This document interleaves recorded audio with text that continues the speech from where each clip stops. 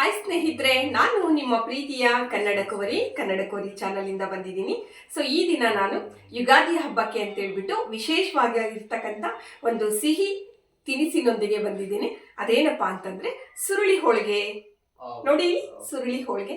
So ಇದು ಉತ್ತರ ಕರ್ನಾಟಕದ ವಿಶೇಷವಾಗಿರ್ತಕ್ಕಂಥ ತಿಂಡಿ. ಇದು ತುಂಬಾ ರುಚಿಯಾಗಿರುತ್ತೆ, ಜೊತೆಗೆ ಅತ್ಯಂತ ಸುಲಭವಾಗಿ ಮಾಡ್ಕೋಬಹುದು. ಸೊ ಯಾರಿಗೆಲ್ಲ ಯುಗಾದಿ ಹಬ್ಬಕ್ಕೆ ಸಿಹಿ ಸ್ವೀಟ್ ಮಾಡಬೇಕು ಅಂತ ಅನ್ಸುತ್ತೋ ನೀವೆಲ್ಲ ಮಾಡ್ಕೊಳ್ಳಿ. ಸ್ನೇಹಿತರೆ, ಸುರುಳಿ ಹೋಳಿಗೆ ಮಾಡಲಿಕ್ಕೆ ನೋಡಿ, ನಾನು ಒಂದು ಬೌಲಲ್ಲಿ ಗೋಧಿ ಹಿಟ್ಟು ತೊಗೊಂಡಿದ್ದೀನಿ. ಗೋಧಿ ಹಿಟ್ಟು ಒಂದು ಬೌಲ್ ತೊಗೊಂಡಿದ್ದೀನಿ. ಸುರುಳಿ ಹೋಳಿಗೆ ಮಾಡಲಿಕ್ಕೆ ಬರೀ ಗೋಧಿ ಹಿಟ್ಟನ್ನು ಬಳಸ್ಕೋಬೋದು. ನಾನಿಲ್ಲಿ ಮೈದಾ ಕೂಡ ಬಳಸ್ತಾ ಇದ್ದೀನಿ. ನೋಡಿ, ಒಂದು ಬೌಲು ಗೋಧಿ ಹಿಟ್ಟು ತೊಗೊಂಡಿದ್ದೆ. ಈಗ ಒಂದು ಅರ್ಧ ಬೌಲು ಮೈದಾ ಹಿಟ್ಟು ತೊಗೊಂಡಿದ್ದೀನಿ. ನೀವು ಬೇಡ ಅಂದವರು, ಮೈದಾ ಬೇಡ ಅಂದವರು ಸ್ಕಿಪ್ ಮಾಡ್ಕೊಳ್ಳಿ, ತೊಂದರೆ ಇಲ್ಲ. ಬಟ್ ಇದು ಮೈದಾ ಹಾಕಿದ್ರೆ ವೈಟ್ಗೆ ಕಲರ್ಫುಲ್ಲಾಗಿ ಚೆನ್ನಾಗಿರುತ್ತೆ ನೋಡಲಿಕ್ಕೆ ಅಂತ ಅಷ್ಟೇ. ಬೇಡ ಅಂದರೆ ಸ್ಕಿಪ್ ಮಾಡ್ಕೋಬೋದು, ಏನು ತೊಂದರೆ ಇಲ್ಲ. ಸೊ ಈಗ ಒಂದು ಬೌಲ್ ಗೋಧಿ ಹಿಟ್ಟು, ಅರ್ಧ ಬೌಲು ಮೈದಾ ಹಿಟ್ಟು ತೊಗೊಂಡಿದ್ದೀನಿ. ಒಂದು ಚಿಟಿಕೆ ಉಪ್ಪು ಹಾಕ್ಕೊಂಡ್ಬಿಟ್ಟು ಕಲಿಸ್ಕೊಳ್ಳೋಣ. ಜಾಸ್ತಿ ಬೇಡ, ಒಂದು ಚಿಟಿಕೆ ಉಪ್ಪು ಹಾಕ್ಕೊಳ್ಳೋಣ. ಸೊ ಈಗ ನಿಧಾನವಾಗಿ ಪೂರಿ ಹದಕ್ಕೆ ಕಲಿಸ್ಕೋಬೇಕು ನಾವು ಇದನ್ನು. ಮೈದಾ ಹಿಟ್ಟು ಮತ್ತು ಗೋಧಿ ಹಿಟ್ಟನ್ನು ನೀಟಾಗಿ ಮಿಕ್ಸ್ ಮಾಡ್ಕೊತಾ ಇದ್ದೀನಿ. ಮಿಕ್ಸ್ ಮಾಡ್ಕೊಂಬಿಟ್ಟು ಈಗ ನೀರು ಹಾಕ್ಕೊಂಡು ಕಲಿಸ್ಕೊಳ್ಳೋಣ.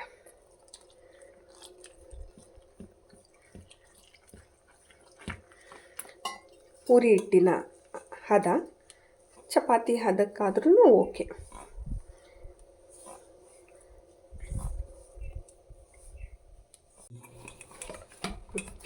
ನೋಡಿ, ಈಗ ಈ ಹದಕ್ಕೆ ಬಂದಿದೆ, ಇದು ಕರೆಕ್ಟಾಗಿದೆ. ಸೊ ಈಗ ಒಂಚೂರು ಇದ್ರ ಮೇಲೆ ಸ್ವಲ್ಪ ಎಣ್ಣೆ ಹಾಕ್ಕೊಂಬಿಟ್ಟು, ಎಣ್ಣೆ ಸವರ್ಬಿಟ್ಟು ಒಂದು ಸ್ವಲ್ಪ ಹೊತ್ತು ಅದು ಹಂಗೆ ನೆನ್ಕೊಳ್ಳೋಕ್ಕೆ ಬಿಡೋಣ.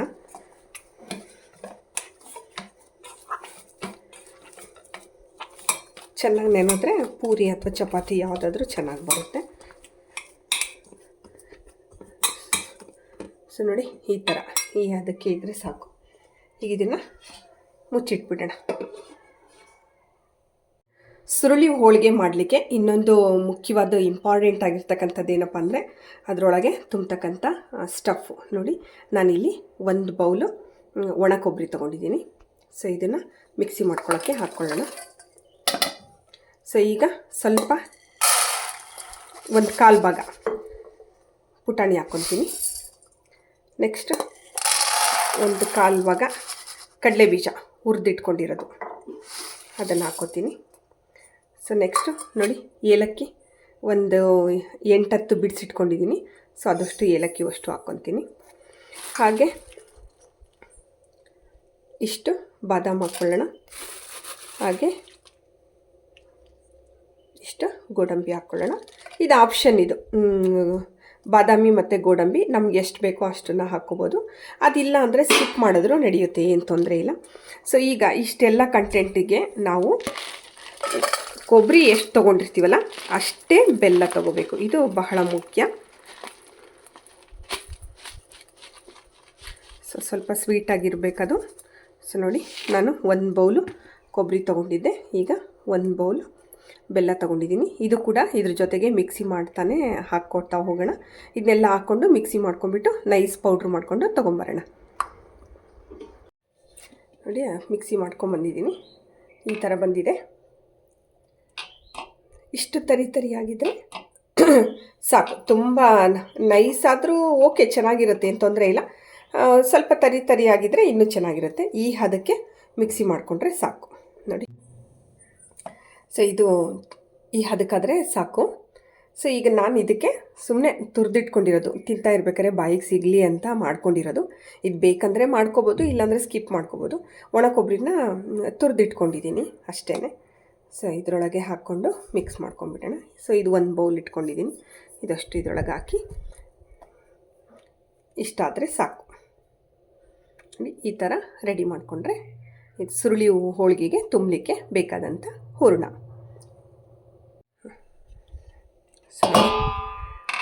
ಸ್ವಲ್ಪ ಜಾಸ್ತಿ ಮಾಡ್ತಾಯಿದ್ದೀನಿ, ಹಾಗಾಗಿ ಸ್ವಲ್ಪ ಬೌಲಲ್ಲಿ ಸ್ವಲ್ಪ ಜಾಸ್ತಿ ನುಣ್ಣಗಾತು ತೊಂದರೆ ಇಲ್ಲ, ಏನು ಚೆನ್ನಾಗಿರುತ್ತೆ ಇದನ್ನು.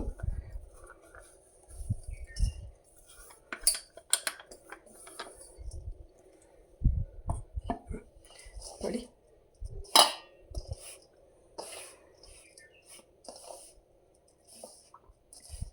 ಈಗ ಇದು ಸುರುಳಿ ಹೋಳಿಗೆಗೆ ಒಳಗೆ ತುಂಬಲಿಕ್ಕೆ ಬೇಕಾದಂಥ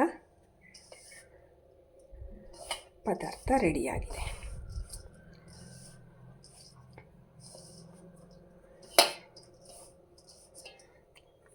ಇನ್ನೊಂದು ಸ್ವಲ್ಪ ಕೊಬ್ಬರಿ ಹಾಕ್ತೀನಿ ಮೇಲೆ. ಏಲಕ್ಕಿ ಎಲ್ಲ ಹಾಕಿದ್ವಲ್ಲ, ಘಮ ಎಲ್ಲ ಸಖತ್ತಾಗಿ ಬರ್ತಾಯಿದೆ, ಚೆನ್ನಾಗಿ ಬರ್ತಾಯಿದೆ. ಓಕೆ, ಸೊ ಈಗ ಇದು ಕೂಡ ರೆಡಿ ಆಯಿತು. ಈಗ ಪೂರಿ ಲಟ್ಟಿಸ್ಕೊಂಡು ಮಾಡೋದು ಹೇಗೆ ಅಂತ ನೋಡೋಣ. ಸುರುಳಿ ಹೋಳಿಗೆ ಮಾಡಲಿಕ್ಕೆ ಇನ್ನೊಂದು ಮುಖ್ಯವಾಗಿರ್ತಕ್ಕಂಥ ಪ್ರೊಸೀಜರ್ ಇದೆ. ಸೊ ಈಗ ನೋಡಿ, ಇದರಲ್ಲಿ ನಾನು ಆವಾಗಲೇ 1 ಬೌಲು ಬೆಲ್ಲ ತೊಗೊಂಡಿದ್ನಲ್ಲ, ಈಗ ಮತ್ತೆ ಅರ್ಧ ಬೌಲು ಬೆಲ್ಲ ತೊಗೊಂಡ್ಬಿಟ್ಟು ಒಂದು ಸ್ವಲ್ಪ ಕರಗಿಸ್ಕೋತೀನಿ ಅದನ್ನು. ಸೊ ಇದಕ್ಕೆ ಹಾಕ್ಬಿಟ್ಟು ಒಂದು ಸ್ವಲ್ಪ ನೀರು, ಜಾಸ್ತಿ ಏನು ಬೇಡ, ಜಸ್ಟ್ ಬೆಲ್ಲ ಕರಗಲಿಕ್ಕಷ್ಟೇ, ಜಾಸ್ತಿ ಏನು ಬೇಕಾಗಲ್ಲ. ಒಂದು ಅರ್ಧ ಟೀ ಲೋಟದಷ್ಟು ಇದನ್ನು ಹಾಕಿದ್ದೀನಿ. ಈಗ ಇದನ್ನು ಕರಗಿಸ್ಕೊಳ್ಳೋಣ.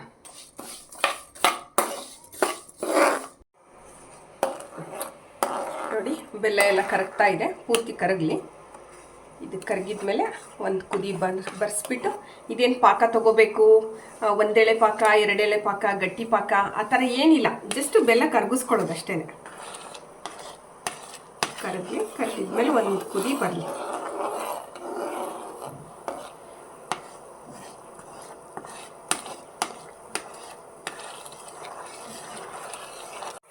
ನೋಡಿ, ಬೆಲ್ಲ ಕರಗಿದೆ.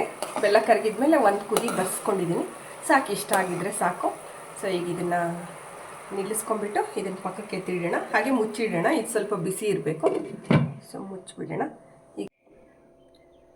ಈಗ ಸುರುಳಿ ಹೋಳಿಗೆ ಮಾಡಲಿಕ್ಕೆ ಪೂರಿ ಮಾಡ್ಕೋಬೇಕು, ಹಾಗಾಗಿ ಪೂರಿ ಕರಿಯೋದಕ್ಕೆ ಎಣ್ಣೆ ಇಟ್ಕೊಳ್ಳೋಣ. ಅಷ್ಟೊತ್ತಿಗೆ ಇಲ್ಲಿ ನಾವು ಸುರುಳಿ ಹೋಳಿಗೆ ಮಾಡಲಿಕ್ಕೆ ಕಣಕ ರೆಡಿ ಮಾಡಿ ಇಟ್ಕೊಂಡಿದ್ವಲ್ಲ, ಅದನ್ನು ಕೂಡ ಒಂದಷ್ಟು ಗೋಲಿಗಳನ್ನ ಮಾಡಿ ಎತ್ತಿಟ್ಕೊಂಡ್ಬಿಡೋಣ. ನೋಡಿ, ಕರೆಕ್ಟಾಗಿ ಚೆನ್ನಾಗಿ ನೆಂದಿದೆ. ಈಗ ನೋಡಿ, ಕೈಗೆ ಅಂಟಬಾರ್ದು, ಅಂಟಲಿಲ್ಲ ಅಂದರೆ ಕರೆಕ್ಟಾಗಿ ಹದ ಬಂದಿದೆ ಅಂತ. ಸ್ವಲ್ಪ ಹಿಂಗೆ ಸ್ಮೂತ್ ಮಾಡ್ಕೊಂಡ್ಬಿಡೋಣ ಕೈಯಲ್ಲೇ. ರೆಡಿಯಾಗಿದೆ. ಸೊ ಇಷ್ಟಿಷ್ಟು ಈ ಸೈಜಿಂದು ಒಂದು ಮೀಡಿಯಮ್ ನಿಂಬೆಹಣ್ಣಿನ ಗಾತ್ರದ್ದು, ಆಲ್ಮೋಸ್ಟ್ ಪೂರಿ ಮಾಡೋ ಥರನೇ, ಪೂರಿ ಮಾಡೋ ಅದಕ್ಕೆ ಉಂಡೆಗಳನ್ನು ಮಾಡಿಟ್ಕೊಂಡ್ಬಿಡೋಣ.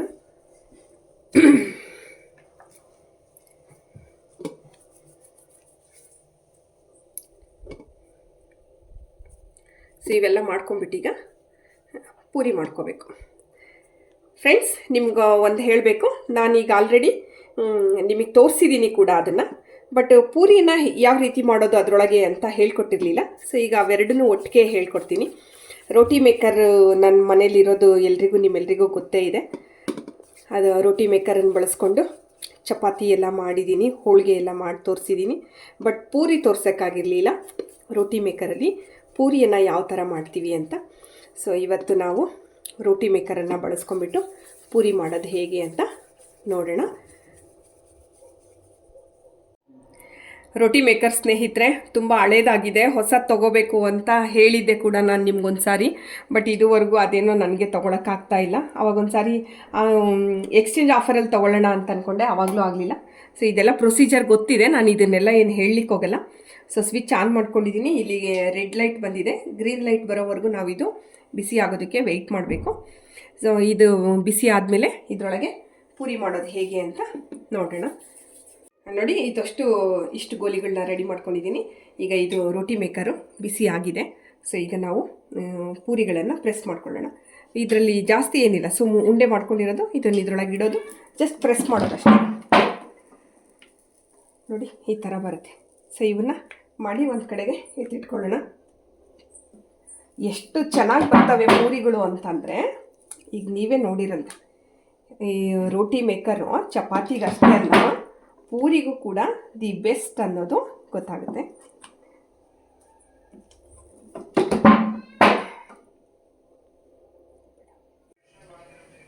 ಸೊ ನೋಡಿ ನಾನು ಇಷ್ಟು ಪೂರಿ ರೆಡಿ ಮಾಡ್ಕೊಂಡಿದ್ದೀನಿ. ಈಗ ಒಂದೊಂದಾಗಿ ಕರಿತಾ ಹೋಗೋಣ.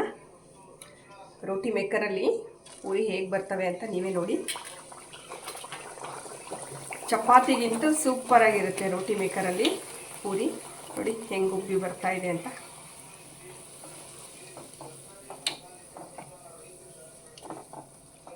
ಇನ್ನೂ ಸ್ವಲ್ಪ ದೊಡ್ಡ ಅಂದರೆ ಇನ್ನೂ ಅಗಲ ಬರಬೇಕು, ಆ್ಯಕ್ಚುಲಿ ಇನ್ನೂ ಚೆನ್ನಾಗಿರುತ್ತೆ.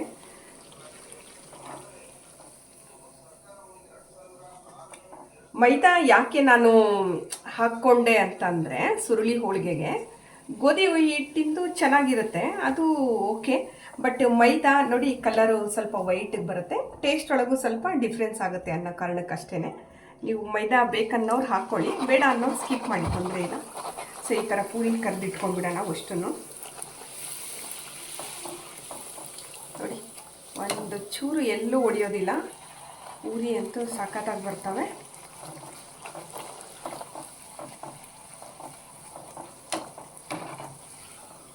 ಚೆನ್ನಾಗಿ ಎರಡು ಸೈಡು ಬೇಯಿಸ್ಕೊಳ್ಳೋಣ ಪೂರಿನ.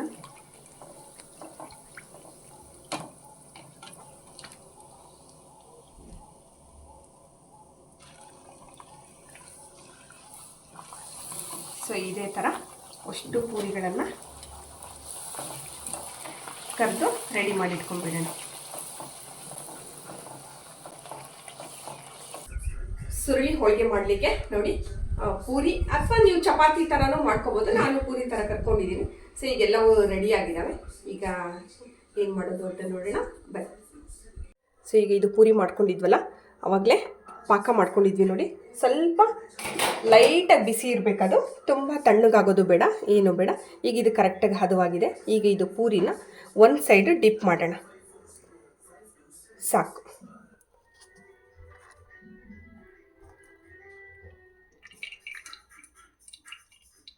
ಈಗ ಒಂದು ಸೈಡು ಡಿಪ್ ಮಾಡಿದ್ದೀವಿ. ಈಗ ನೋಡಿ ಹಿಂಗೆ ಇಟ್ಕೊಂಡ್ಬಿಟ್ಟು ಈಗಿದು ಮಾಡಿಟ್ಕೊಂಡಿದ್ವಲ್ಲ ನಾವು ಪೂರಿಗೆ ತುಂಬಲಿಕ್ಕೆ, ಹೋಳಿಗೆಗೆ ತುಂಬಲಿಕ್ಕೆ, ಸೊ ಅದನ್ನು ಹಾಕ್ಕೊಂಬಿಡೋಣ. ಈಗ ಪೂರಿಗೆ ಫುಲ್ ಕವರ್ ಆಗೋ ಥರ ಇದನ್ನು ನೀಟಾಗಿ ಪ್ಯಾಕ್ ಮಾಡ್ಕೊಳ್ಳೋಣ.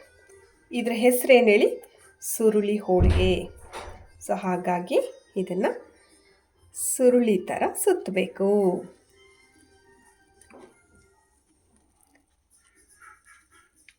ನೋಡಿ ಈಗ ಇದು ರೆಡಿ ಆಯಿತು.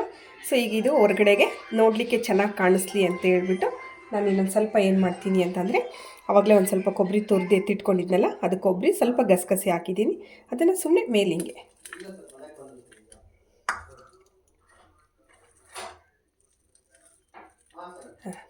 ಈಗ ಇದು ರೆಡಿಯಾಗಿದೆ. ಇದು ಹಿಂಗೆ ಸೆಟ್ ಆಗಕ್ಕೆ ಬಿಟ್ಟರೆ ಇದು ಅಂಟ್ಕೊಳ್ಳುತ್ತೆ.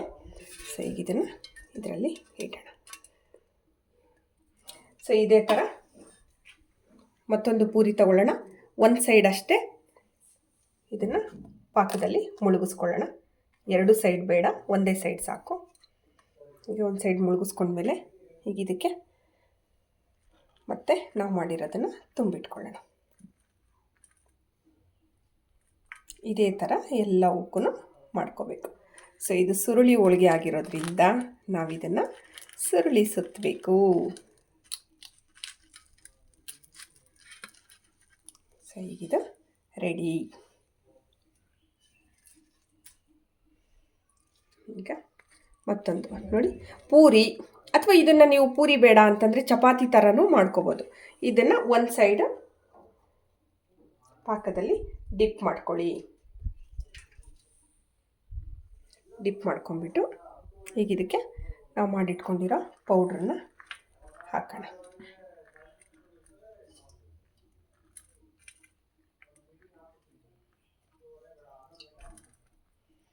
ಹಾಕ್ಬಿಟ್ಟು ನೀಟಾಗಿ ಸುರುಳಿನ ಸುತ್ತುತ್ತಾ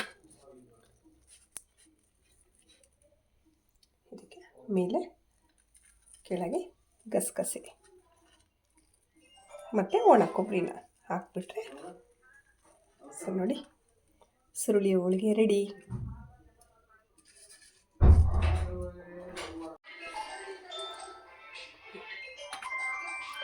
ಈಗ ಸುರುಳಿ ಹೋಳಿಗೆ ಆ್ಯಕ್ಚುಲಿ ಇದು ಉತ್ತರ ಕರ್ನಾಟಕದ ಒಂದು ಪ್ರಸಿದ್ಧ ಸಿಹಿ ತಿನಿಸು ಅಂತ ಹೇಳ್ಬೋದು. ಉತ್ತರ ಕರ್ನಾಟಕದಲ್ಲಿ ಇದನ್ನು ಯಥೇಚ್ಛವಾಗಿ ಮಾಡ್ತಾರೆ. ಇದನ್ನು ಇನ್ನೊಂದು ಥರ ಮುಚ್ತಾರೆ, ಸುರುಳಿಯನ್ನು ಇನ್ನೊಂದು ರೀತಿ ಮಾಡ್ತಾರೆ ನೋಡಿ. ಅದು ಹೇಗಿರುತ್ತೆ ಅಂತ ತೋರಿಸ್ತೀನಿ. ಸೊ ಇದನ್ನು ಒಂದು ಸೈಡ್ ಹೀಗೆ ಹಾಕೋದು,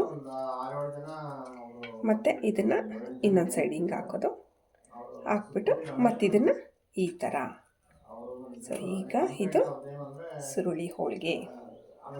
ನೀಟಾಗಿ ಪ್ರೆಸ್ ಮಾಡಿಬಿಟ್ರೆ ನೀಟಾಗಿ ಅಂಟ್ಕೊಳ್ಳುತ್ತೆ. ಸೊ ಈಗ ನಾನು ಮೇಲೆ ಚೆನ್ನಾಗಿ ಕಾಣಲಿ ನೋಡಲಿಕ್ಕೆ ಅಂತ ಒಣ ಕೊಬ್ಬರಿ ಮತ್ತು ಗಸಗಸೆ ಪೌಡ್ರನ್ನ ಹಾಕ್ತೀನಿ. ಸೊ ಒರಿಜಿನಲಿ ನಮ್ಮ ಸ್ಕೂಲಲ್ಲಿ ನಮ್ಮ ಕೊಲೀಗ ನಾಗರತ್ನ ಮೇಡಮ್ ತರ್ತಿರ್ತಾರೆ ಯಾವಾಗ್ಲೂ.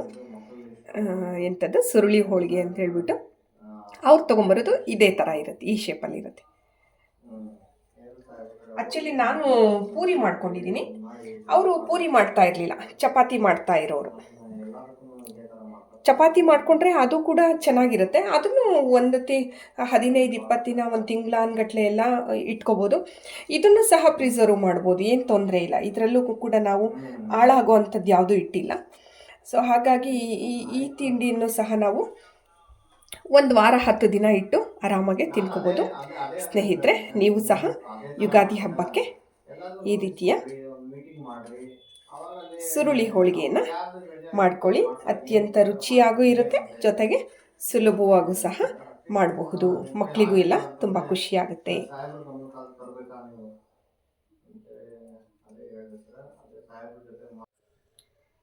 ನೋಡಿ ಸುರುಳಿ ಹೋಳಿಗೆ ಟೆಕ್ಸ್ಚರ್ ಹೇಗೆ ಬಂದಿದೆ ಅಂತ ನೋಡಿ. ಒಳಗೆಲ್ಲ ಎಷ್ಟು ನೀಟಾಗಿ ಅದು ಕವರ್ ಆಗಿದೆ. ಟೇಸ್ಟ್ ನೋಡಿ ಹೇಗೆ ಬಂದಿದೆ ಅಂತ ನೋಡೋಣ.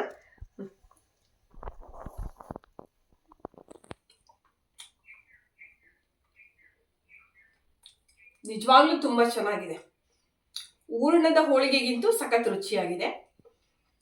ನೀವು ತಪ್ಪದೆ ಮಿಸ್ ಮಾಡದೆ ಯುಗಾದಿ ಹಬ್ಬಕ್ಕೆ ಈ ರೀತಿಯ ಒಂದು ಸುರುಳಿ ಹೋಳಿಗೆನ ಮಾಡ್ಕೊಳ್ತೀನಿ. ಬಹಳ ಸುಲಭವಾಗಿ ಮಾಡ್ಬೋದು, ಜೊತೆಗೆ ತುಂಬ ರುಚಿಯಾಗಿ ಇರುತ್ತೆ. Thank you for watching Kannada Kuwari.